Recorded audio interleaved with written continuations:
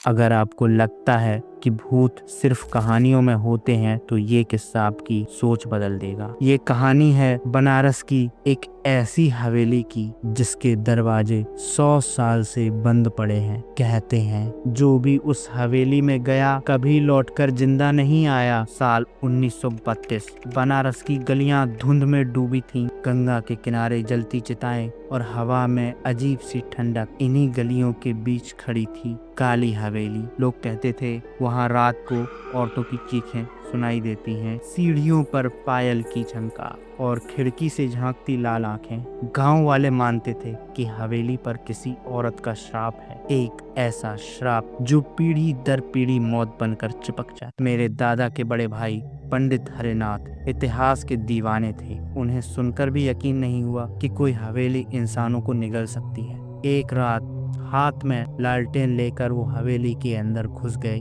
दरवाजा खोलते ही एक बदबूदार हवा का झोंका आया, जैसे कोई सड़ी हुई लाश कमरे में पड़ी हो।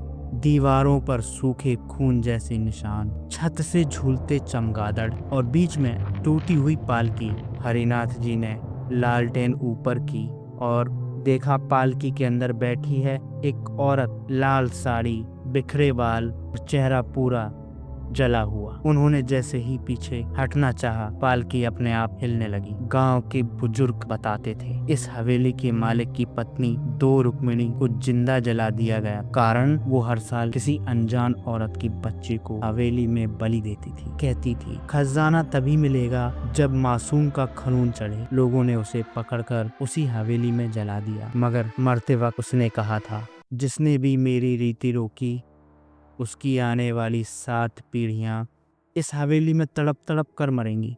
हरिनाथ जी उस रात घर लौटे तो उनका चेहरा बिल्कुल पीला था। उन्होंने कहा वो औरत अब भी जिंदा है। और कुछ दिनों बाद अचानक उनकी लाश हवेली की छत पर मिली। चेहरे पर वही जले हुए निशान जैसे किसी ने आग से जलाया हो। इसके बाद एक एक कर परिवार के लोग मरने लगे।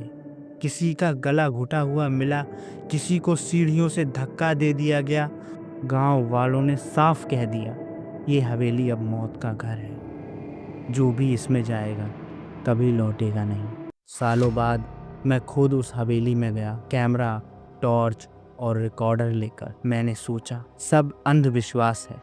जैसे ही अंदर कदम रखा दरवाजा अपने आप बंद हो गया। रिकॉर्डर पर किसी औरत की हंसी गूंजने लगी। टॉर्च की रोशनी सीधी दीवार पर पड़ी जहां खून से लिखा था 7वीं पीढ़ी अब तेरी बारी है। मेरा शरीर कांपने लगा। पीछे मुड़ा और देखा लाल साड़ी वाली औरत खड़ी है। उसकी आंखें आग की तरह जल रही और हाथ में जली हुई चूड़ियां। तो दोस्तों ये थी आज की खौफनाक दास्तान। क्या आपने भी अंधेरे में किसी अनजानी परछाई को महसूस किया? अगर हाँ तो आप अकेले नहीं हैं। अगली रात अगली कहानी और भी डरावनी होगी, लेकिन कहीं ऐसा ना हो कि वो आपसे छूट जाए। इसलिए अभी हमारे चैनल भूत लॉग डायरीज को सब्सक्राइब कर लीजिए, बेल आइकन दबाइए।